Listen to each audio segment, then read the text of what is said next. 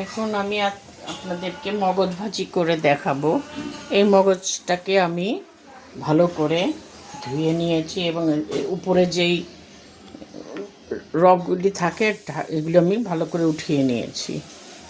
আমি সিদ্ধ করে নিই, আমি কাঁচা অবস্থায় এটাকে চাকা চাকা করে ভাজবো, এই জন্য আপনাদেরকে দেখাচ্ছি।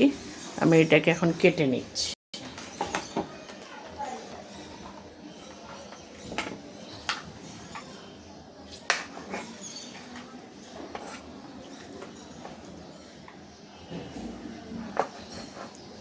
এইভাবে আমি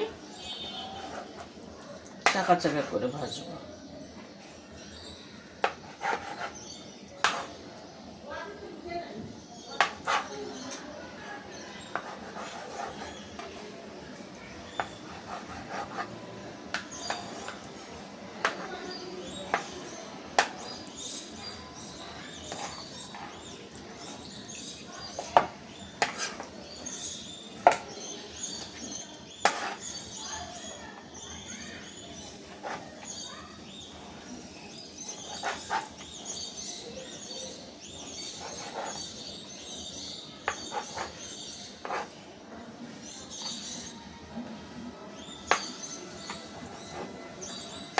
এই যে আমার কাটা হয়ে গেছে, এটাকে আমি এখন মশলা দিই, দেখাচ্ছি কীভাবে মশলা।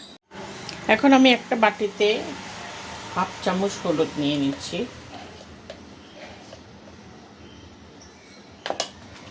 বেশি মশলা দিব না।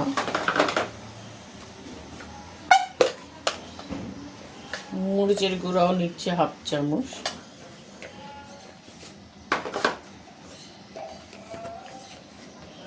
ধনের গুঁড়াও 1/2 চামচ।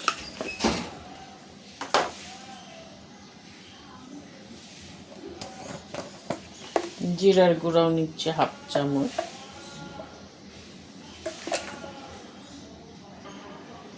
আদা রসুনের পেস্ট নিচ্ছি 1 চামচের মতো। এই ছোট্ট চামচের 1 চামচ মতো আদা রসুনের পেস্ট নিলাম। একটু লবণ নিচ্ছি।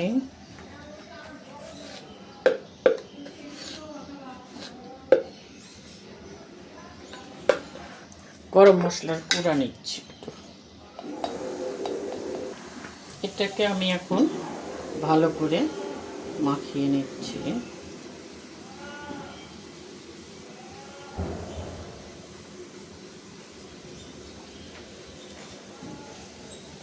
একটু পানি দিব।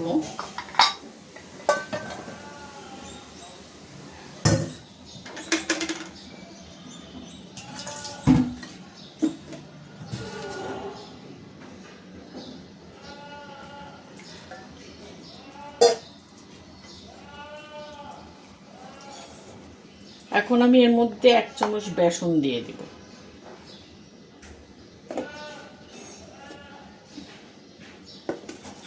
দেড় চামচের মতো দিলাম, 4 চামচের। এটাকে আর একটু পানি দিয়ে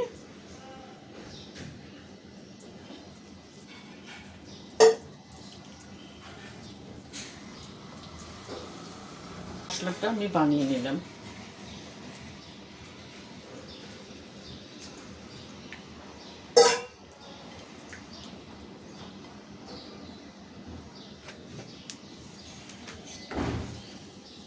আমি এখন একটা ফ্রাই প্যান বসিয়েছি, একটু গরম হোক। এখন একটু তেল দিয়ে নিচ্ছি।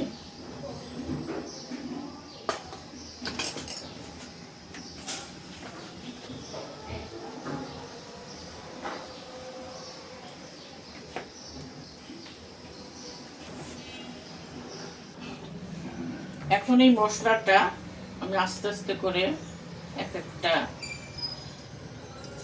ডুবাবো, এইভাবে আস্তে আস্তে করে মাখিয়ে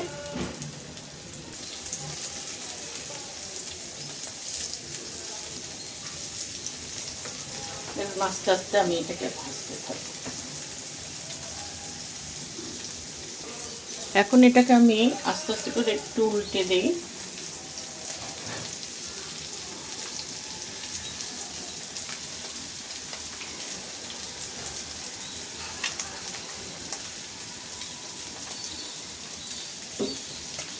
এই ভাজাটা গরম গরম ভাত দিয়ে খেতে, পোলাও দিয়ে খেতে খুবই মজা লাগে। আমরা অনেক সময় এভাবে ভাজি, আবার অনেক সময় পেঁয়াজ দিয়ে একেবারে মাখিয়ে ভুনা করি, কিন্তু এটা আমার বাসার সবাই পছন্দ করে।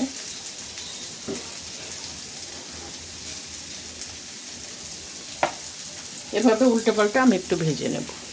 আমি মাহমুদা ব্লগস থেকে আনসারিকান ছবি আপনাদের মগজ ভাজিটা দেখাচ্ছি, যেটা চাকা চাকা করে ভাজি, সেইটা দেখাচ্ছি। আপনারা পছন্দ করবেন কিনা জানি না, পছন্দ হলে লাইক দিবেন, শেয়ার করবেন। আমি এটা দেখাই আপনাদের। আমার এটা ভাজা হয়ে গেছে, এখন আমি উঠিয়ে নিচ্ছি।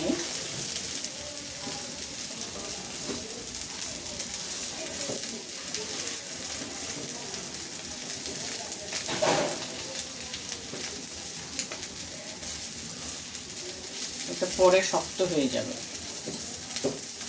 ভাজাটা।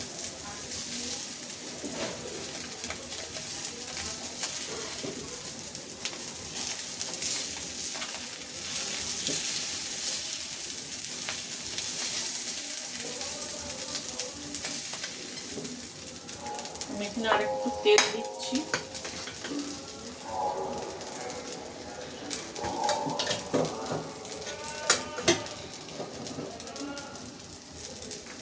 বাকিটা আমি এর মধ্যে দিয়ে দিচ্ছি।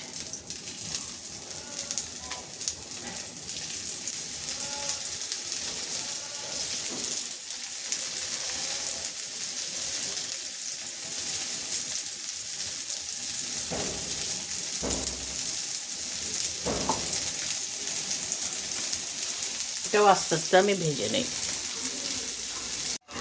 আর এটাও কমপ্লিট হয়ে গেছে, চুলাটা অফ করে দিই। এখন এটাকে আমি আস্তে আস্তে করে উঠিয়ে নিচ্ছি।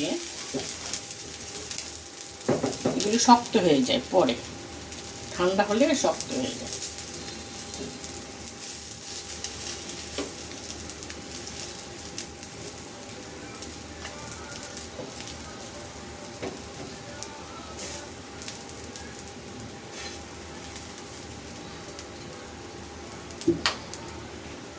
এই যে কমপ্লিট হয়ে গেল আমার ব্রেন ভাজি, চাকা চাকা করে ব্রেন ভাজি, যেটা আমি পছন্দ করি। এটা আর কি আমার হাজব্যান্ড খুব পছন্দ করে, এর জন্য আমি এভাবে বানাই। আপনারা পছন্দ হলে লাইক দিবেন, শেয়ার করবেন। আল্লাহ হাফেজ।